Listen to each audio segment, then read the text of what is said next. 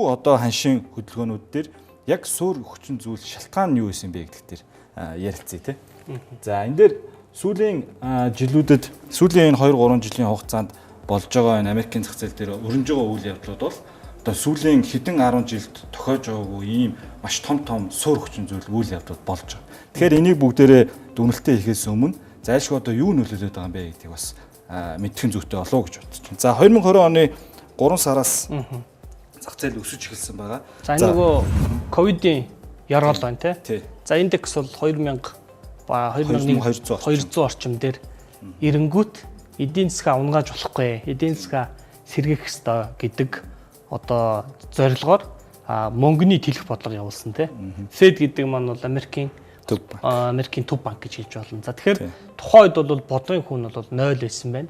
За quantitative easing буюу мөнгөийг одоо мөнгө төв банкнаас гаргаад бусад санхүүгийн байгууллагууд дээр байгаа бондуудыг худалдаж авдаг тий.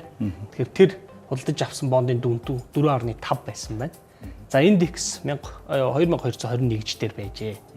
За ингээд энэ өсөлтийн цаана бодвол одоо Fed байх шиг байна тийм үү? Тий. Одоо энэ дээр мэдээж ковидын хөл хорой эдийн засгийн удаашралтай холбоотойгоор төв банк мөнгөний зөөлөн бодлогын хөөг бууруулах болон хэмжээний мөнгийг нийлүүлэх замаар эдийн засгаа дэмжсэн баг. Тэгэхээр аль ч зах зээл бай, хөрөнгөний зах зээл, хувьцаа, крипто тий түүхийд аль нь ч бай тухайн зах зээл рүү их мөнгө орж ивэл өсдөг, мөнгө гарч ивэл ундаг ийм одоо ерөнхий зүй тогтолтой. Тэгэхээр төв банк нь өөрөө ерөнхийдөө эдийн засаг руугаа хэмжээний мөнгө нийлүүлэхээр тэрнээс тодорхой хэмжээнд хувьцаа рууч тэр крипто рууч тэр ордог нь яг 20 оны 3 сараас эхлээд эдгээр зах зээлүүд бүгдээрээ зэрэг өсөж эхлэх шалтгаан болсон. Тэгээд энэ дээр нэг сонирхолтой тоо бас дурдхад Америкийн нэгдсэн улсын хувьд бол энэ мөнгөний зөөлөн бодлого хэрэгжүүлсэн энэ цаг хугацаанд quantitative easing хөтөлбөрөөр нийтдээ 4.5 их $80 хийсэн байдаг.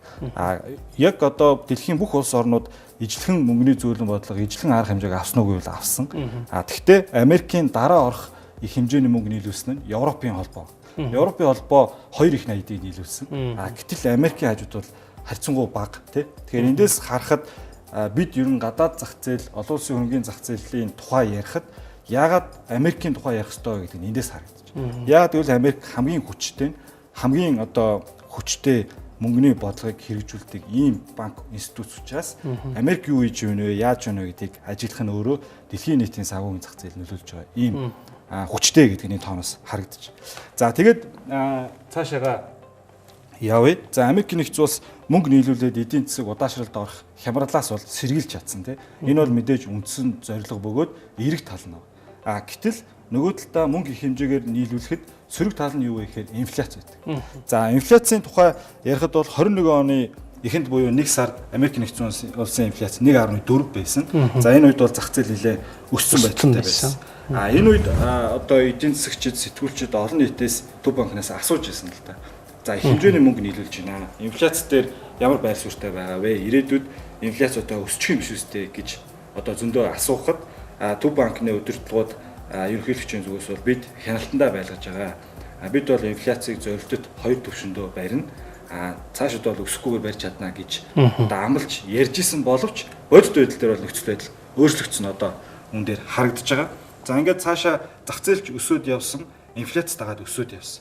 21 оны төгсгөл 6.8 хүрсэн бол сая энэ цаг хугацаанд оргил үедээ 22 оны 7 сард 9.1% хүрсэн байна. Жилийн инфляц. Тэгэхээр энэ 9.1 гэдэг тоо өөрөө ямар тоо юм бэ гэхээр Америкийн нэгдсэн улсад сүүлийн 41 жилд үзэгдээгүй ийм инфляцийн өндөр түвшин байна.